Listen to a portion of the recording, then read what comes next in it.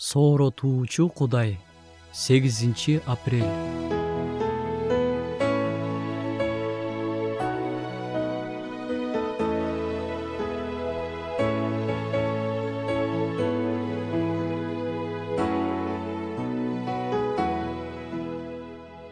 Сен өзүңдөн өзүң кыйналып бүттүң.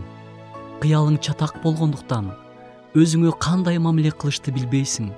Башкалар менен достук мамиле курганды биле албай жатасың. Чыгуу жолу бар. Ал жол Кудайдын колунда. Адамзаттын так ушундай көйгөйлөрү үчүн, күнөөлөрү үчүн Кудай жерге адам болуп келген. Жана ошол көйгөйдү айкаш-чыгачка кадалуусу аркылуу чечкен. Ага кайрылып, сени толугу менен өзгөртүүсүн сурансаң, күнөөлөрүңдүн кечиришин сурасаң, жашооң түп тамыры менен өзгөрөт. Чатак мүнөзүң да таптакыр өзгөрөт.